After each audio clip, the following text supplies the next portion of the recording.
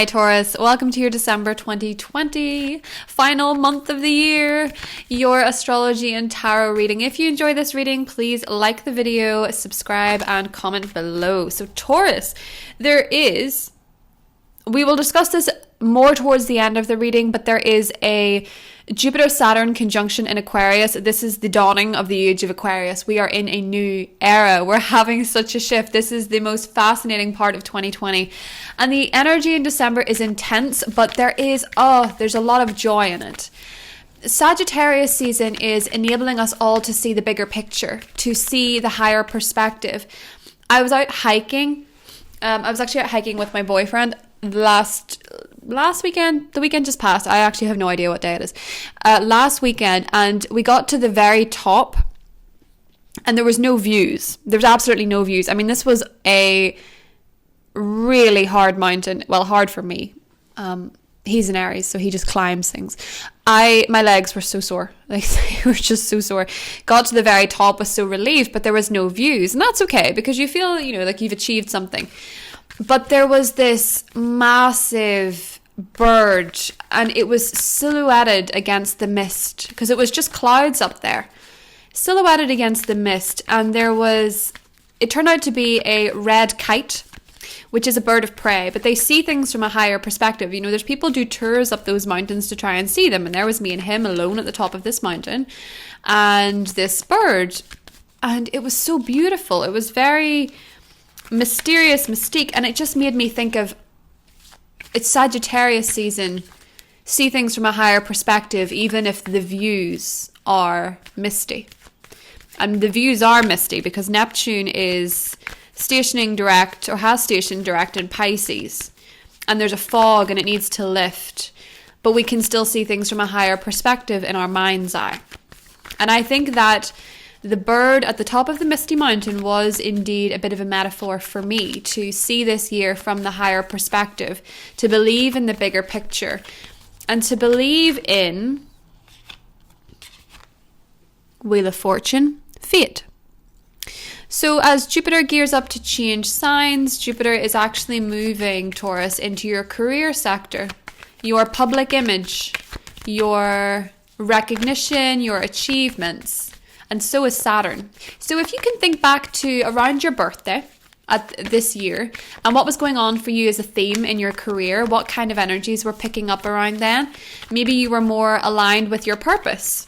And maybe over the last few months that sort of slipped away from you a little bit as Saturn retrograded back into Capricorn. Again, taking you to that higher perspective. Maybe all of that shifted and you thought, what can I do with this newfound sense of power? And then you felt it sort of slip away. But now it's back.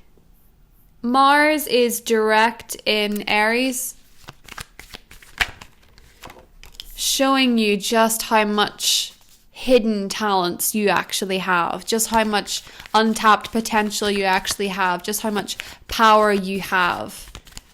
The link between Jupiter here with the Wheel of Fortune, Sagittarius season, and Mars, the solar eclipse in Sagittarius, is connecting to Mars and Aries. And for you, it seems to be bringing you a gift. And I mean that sincerely. 9 of Pentacles to me is a gift of self-worth, a gift of being acknowledged, and a gift of being ready to get going with that career project, or that charitable endeavor, or that next stage in achievement, the autonomy that you're going after. And you want it because you have Uranus in your sign, which wants you to, free yourself from those restrictions, from that chain you have. Sometimes that sense of duty and loyalty to a habit that really is a bit outdated. No, you're ready to change with the times. You're ready for this Jupiter-Saturn conjunction. You're ready, Taurus. You're ready to see things from a different perspective, from a higher perspective, from a very important perspective. You see where the delays came into play because they were fine-tuning you for this next part. And yes, it's true that the Saturn Jupiter conjunction will be in tough aspect to Uranus in your first house, meaning that it's really pushing you to transform your identity in your career, but your identity outwardly in general. People will see you very differently in 2021, but they'll definitely respect you. They really will respect you. For a lot of you, you've been waiting for something that you could really do that Taurian commitment to, because that's where you excel in the things you choose to commit to. Because you take your commitments very seriously. It can take a long time to get you into them, but when you're in there, you take them really very seriously. Strength. You have been very patient with the people in your life that have been roaring at you ferociously, be it a Leo, be it anybody. You've been very patient with them, but you're a bit upset with certain folk. Be it people in power, be it family, be it friends, be it lovers. You're kind of upset with somebody, I think, in December. And that is because the solar eclipse is creating a new beginning for you in the 8th house, which is death of the ego. And a lot of people are choosing to let go of the ego for that higher perspective, for that euphoria that we get from flying high with the arrows. Where you have been upset about something for too long, it is time to change it. It's time to start building something new. It's time to start working with new people, dating new people, making new friends, all of that stuff. It's time for something to change. And boy, does it change. And it changed around that eclipse. The Gemini partial lunar eclipse. Magician, Knight of Swords, your energy shifted, and it shifted in terms of seeing your value, seeing your worth. And you realize that, I'm not going to waste my time on the stuff that's making me feel less than anymore. I am going to take destiny into my own hands. As scary as that sounds. And in some ways, as much as that's not totally necessary in December. Because so much of December astrologically is out of our control.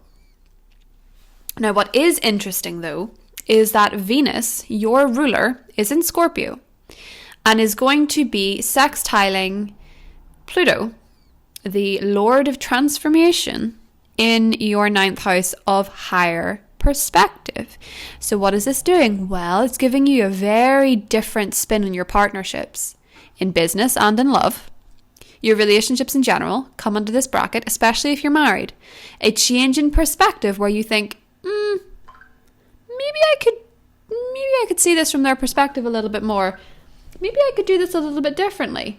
Maybe they're right about this, and maybe they are hella wrong about that. But nevertheless, your perspective is changing, and it's a good thing because it's a harmonious aspect. When Venus and Pluto are in a harmonious link, a sextile it's called, the energies, especially because Venus is in your 7th house. When Venus is in the 7th house, it's a lot to do with this beautiful aura over love, a bit of a glow, wanting to couple up, wanting to commit in particular. For a lot of you, you could be wanting to commit with a Leo, a sun, moon, or rising, an Aries, sun, moon, or rising, Cancer, sun, moon, or rising, or a fixed sign in general. So that would be Scorpio, Taurus, Aquarius, and Leo, right? So those signs are highlighted, even Gemini is highlighted here. You're changing your perspective on commitments. And I think for many of you that have been avoiding them, you're now thinking, I would like this. For others of you who are hoping for this, you need to, with that Sagittarius eclipse, decide for yourself what kind of partner it is that you want to call in.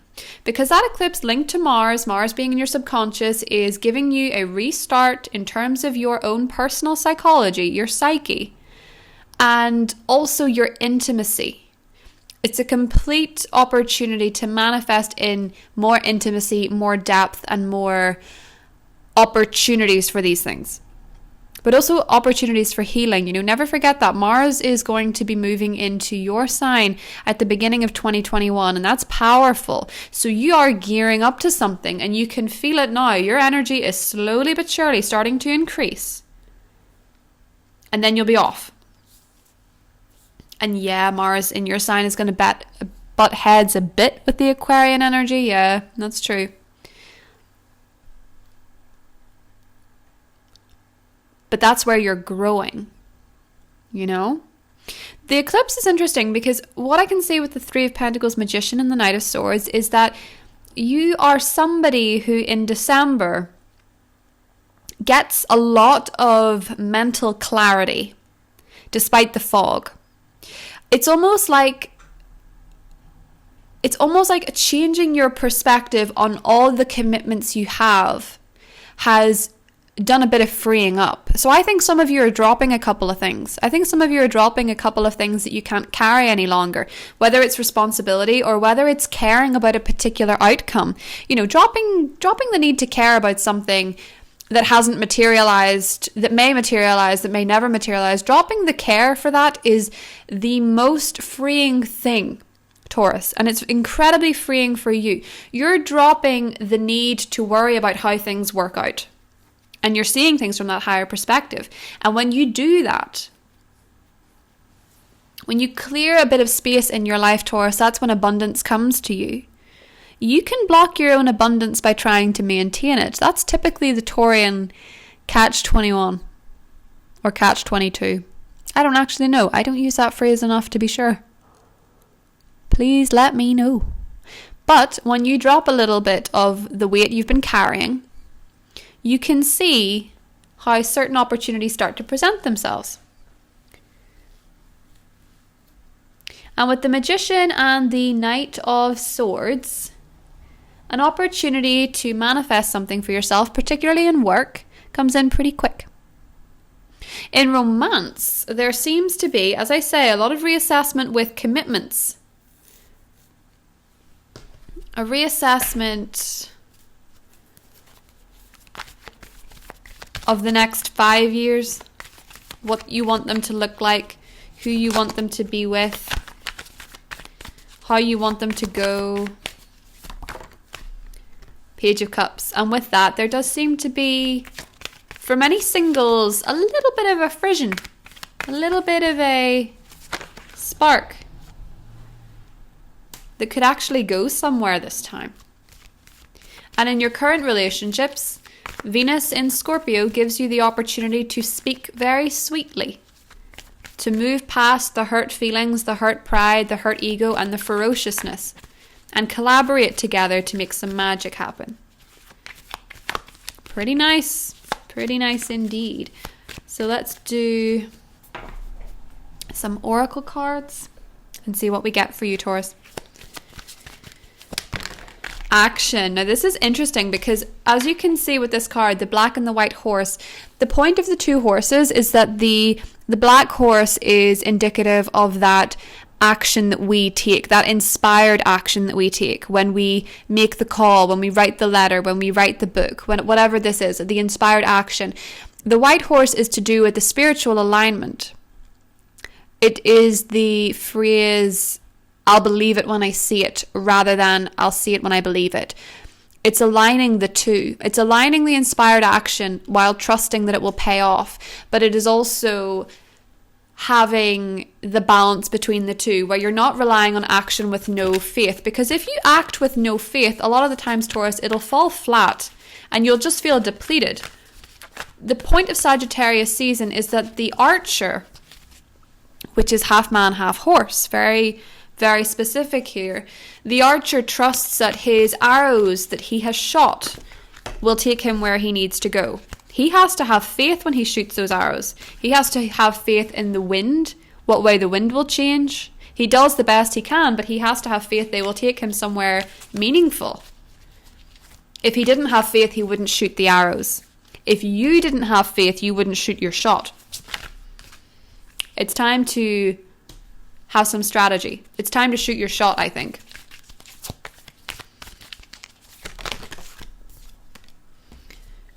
Magician and the Mirror.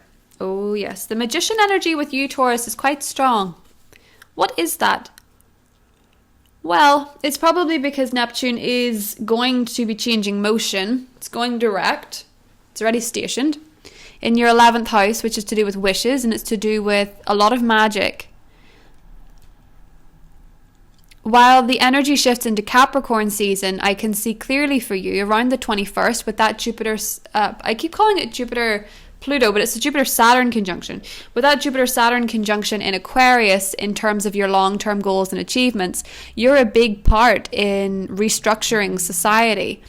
But also the energy with the sun moving into Capricorn, you get back a lot of your magic. You get back a lot of your powers of manifestation, because that is the 9th house. You get your faith back. You have to move through some intimacy issues in the meantime, though. You know, how you view your commitments, how you view yourself in love, and how you connect on a deeper level, but also how you forgive. The 8th house also makes it harder to forgive yourself, to forgive others, but it's death of the ego. This guy needs a death of the ego because he's so upset over what went wrong that he can't see the love that is offered. And it's okay to be upset about what went wrong. We're not saying you can't. The point of that card is that you can lose all sight of what is changing in your favor if you focus on the 3 cups that have spilled. It's not saying to ignore them, but it's saying to just keep a wider periphery. If he just looked around for a second, he'd see them. And I think for a lot of Taurus, that 2 of Cups is what you've been searching for quite a while. So if it comes in the form of a very witty Gemini, or a very interesting message from that solar eclipse, hear it out. We'll get into the extended. It's going to be linked below, Taurus. I will see you there. And if not, have a very happy holiday season. Merry Christmas if you're celebrating it. Happy New Year. And I will talk to you soon. Bye.